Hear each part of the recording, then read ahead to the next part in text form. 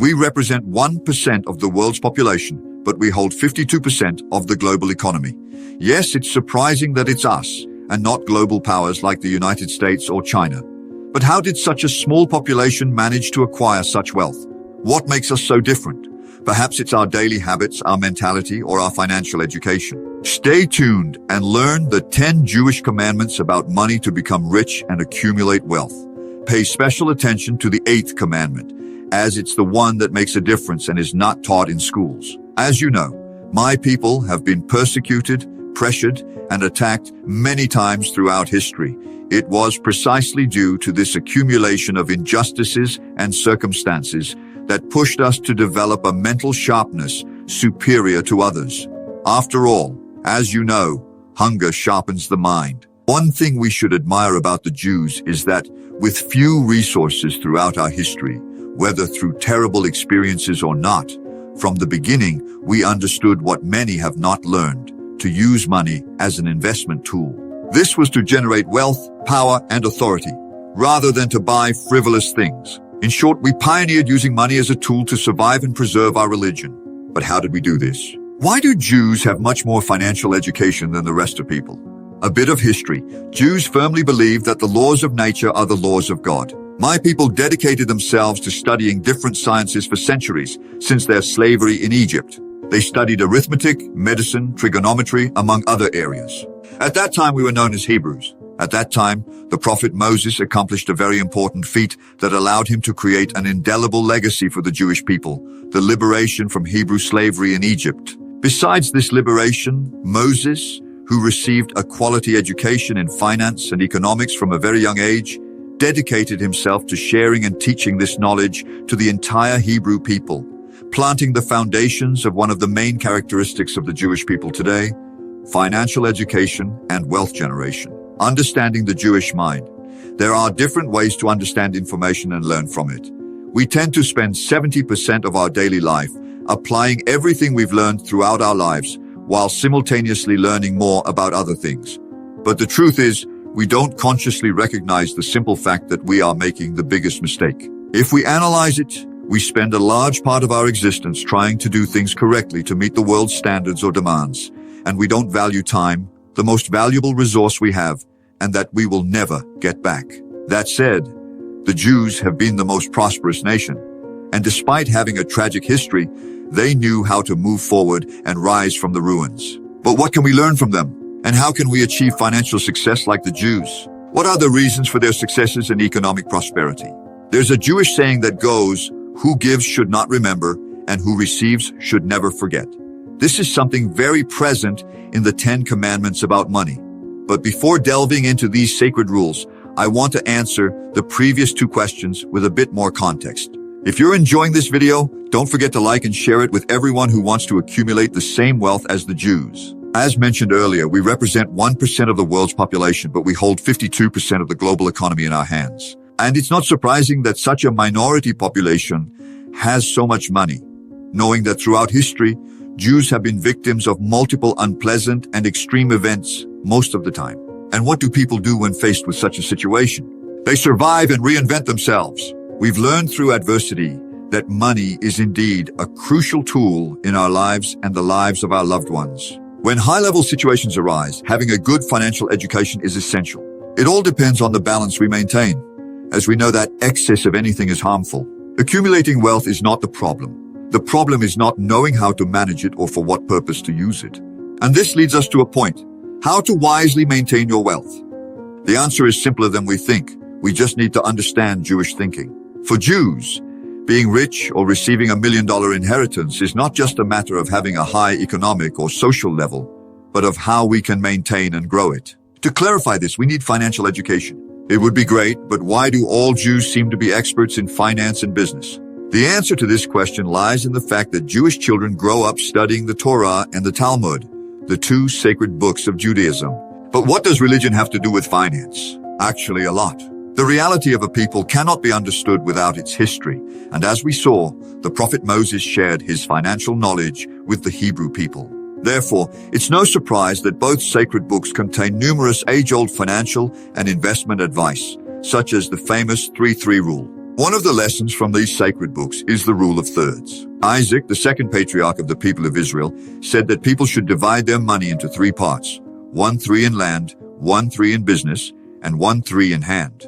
To understand this, let me give you three examples. The first third, which is land, is an excellent investment, but the ROI, return on investment, is slow. The second third, which is business, generates medium to long-term profits but comes with many risks. And the third third should remain in hand as financial liquidity for future investments or emergencies. This last one isn't a fixed rule but a general principle on how to diversify your money, considering long-term security and solvency for opportunities or calamities that may arise. There's a quote from an unknown author that says the vital goal of a person should be to enjoy life, live day by day, and be happy at every moment, because you never know what might happen tomorrow. This phrase, although true, can be misunderstood. In this case, Jews interpret it in a much more long-term way. It seems like a plot twist, but if we delve into Jewish logic, it makes a lot of sense. Our vision is to temporarily sell everything we have and invest in things that generate medium to long-term profits, like stocks on the stock exchange or rental properties, etc. It's true that the consumerist society we live in makes it extremely difficult to follow the Jewish philosophy of life. But if you want to improve your finances and start generating wealth, I recommend you have the willpower and put into practice the 10 Jewish commandments about money.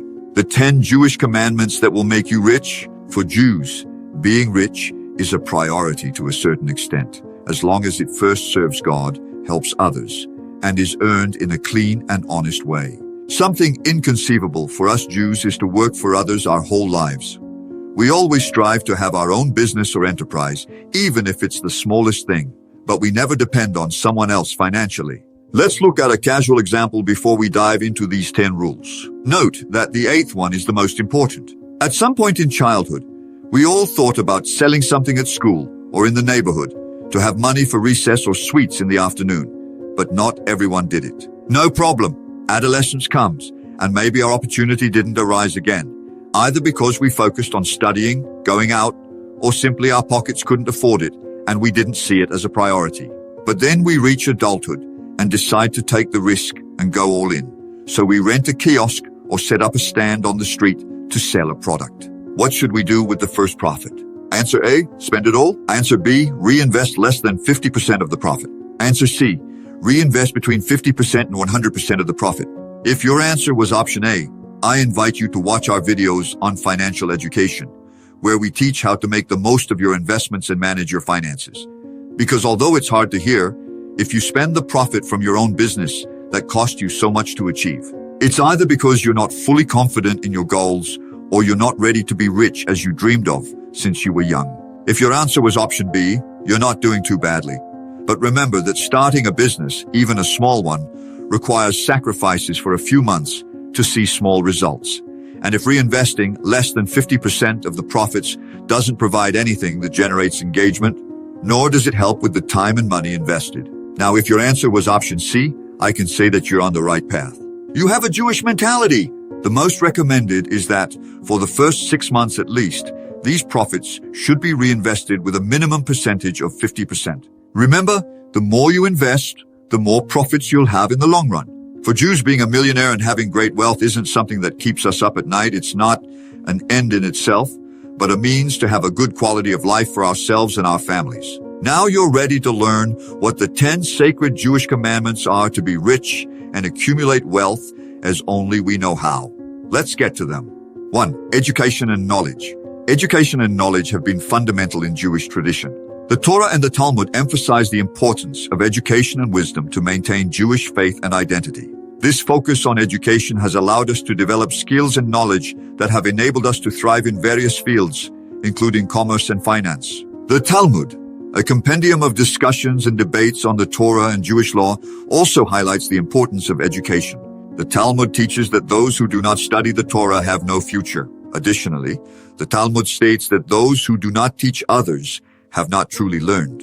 In the Jewish community, education has always been a priority. Jewish parents have traditionally been responsible for educating their children in the Jewish faith and tradition. This includes teaching values and ethical principles. Education isn't limited to school alone. In daily life, we strive to apply the principles and values learned in our education. This includes adhering to the commandments of the Torah, such as observing holidays and practicing charity and social justice. The Jewish community has faced periods of persecution and displacement throughout its history. The ability to adapt to challenging situations has been a key characteristic of our financial success. This resilience has allowed us to stay united and preserve our cultural and religious identity. Since the destruction of the Second Temple in Jerusalem in 70 CE, we were dispersed across the world, leading to the Jewish diaspora. This geographical dispersion forced us to adapt to different cultural, social, and economic environments. In the countries where we settled, we developed skills and strategies to adapt to local conditions, including learning new languages, customs, and ways of doing business. Moreover, due to the restrictions and discrimination we often faced, we were compelled to seek economic niches and opportunities in areas such as trade, banking, and craftsmanship. Mutual support networks, community institutions, and religious and cultural traditions helped us preserve our identity and support each other in difficult times. We have been key players in trade and banking throughout history. Our religious tradition required us to study and develop basic skills such as reading, writing, and performing mathematical operations, enabling us to thrive in the world of business. We established trade and banking networks that spanned the globe. Thanks to our solid educational foundation, we were able to develop specialized skills in commerce and banking. We learned to keep accounting records, calculate interest, negotiate contracts, and manage risks. These skills allowed us to prosper in the business world. By being unable to participate in other fields, we specialized in these areas, developing innovative techniques and practices.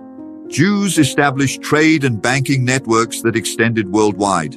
These networks allowed us to share information, resources, and opportunities, giving us a competitive advantage in the business world. For example, during the Middle Ages, Spanish Jews were pioneers in developing advanced banking techniques.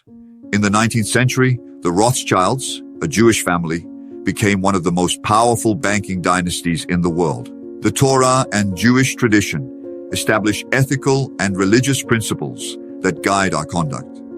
These principles, such as the commandment, "Love your neighbor as yourself," influence how we interact with others and how we manage our financial affairs. These principles are based on the belief that God is the creator and ruler of the universe and that humans have the responsibility to live according to his will. The Torah and Jewish tradition also emphasize the importance of justice and fairness in human relations. Exploitation, deception, and oppression are prohibited, and we are required to treat others fairly and justly in our commercial and financial transactions. We are expected to contribute to the community's well-being and help those in need. This is manifested in practices such as charity and social justice. Integrity and honesty are fundamental values in our tradition.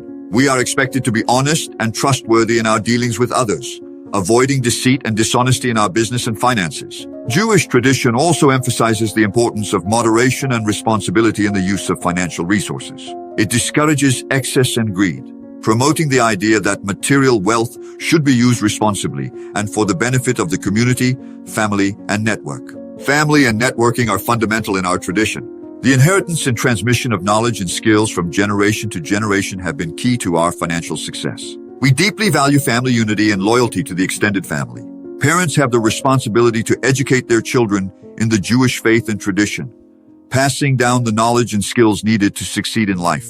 The inheritance and transmission of knowledge and skills from one generation to another have been fundamental to our financial success. Parents have passed down to their children knowledge about business, finance, commerce, and other key areas, allowing them to develop and maintain family wealth over time. Perseverance and hard work are fundamental values in our tradition. The Jewish Bible emphasizes the importance of working hard and saving to prosper.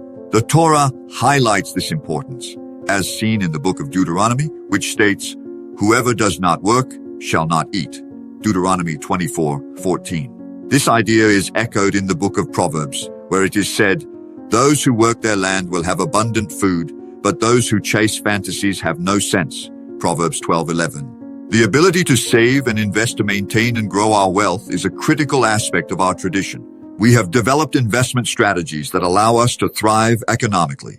These strategies often include diversification, a long-term focus, and strong networking. The habit of saving is another essential aspect. We are known for our ability to save and preserve our financial resources. A well-known Jewish practice related to saving is the concept of ma'aser, or tithing. Ma'aser involves setting aside a tenth of our earnings to give to charity. This practice is not only a form of giving, but also a way to save and invest in our community and future. Financial education is crucial for anyone who wishes to succeed in the business world. We have developed a culture of financial education that keeps us at the forefront of finance. The Torah and the Talmud, sacred texts in Judaism, contain numerous teachings on finance and business. These texts cover topics such as loans, interest, fairness in business, and financial responsibility. By studying and applying these principles, we have developed a strong foundation of financial knowledge. Financial education is also encouraged at the community level. Jewish institutions such as synagogues and community organizations offer classes and workshops on financial topics. These activities allow community members to learn and share knowledge about finance and business. While society today often overlooks the importance of financial education, this is a mistake. Basic financial knowledge is mandatory if you want to improve your economic situation. I recommend watching our video where we share 23 financial tips to take your financial education to the next level. Networking is essential for anyone who wishes to succeed in the business world. We have cultivated a culture of networking that enables us to connect with both Jews and non-Jews, sharing knowledge, resources, and opportunities. Networking is a common practice in our tradition. We develop connections through participation in Jewish events and organizations, as well as through communication and collaboration with others, both within and outside the Jewish community. Faith and trust in God are foundational in our tradition. The Jewish Bible emphasizes the importance of having faith in God and trusting in His will to prosper. This faith and trust have been crucial to our success throughout history. Trust in God is a fundamental characteristic of our tradition. We have developed a deep faith in God and trust in His will for our prosperity. This trust has been essential to our success throughout history. For example, during the Babylonian exile, we trusted in God and found meaning in our situation. We viewed our exile as a just punishment for the idolatry we had committed and understood that our exile, far from being the end of Judah, was a period of purification. 2 Kings 25:21.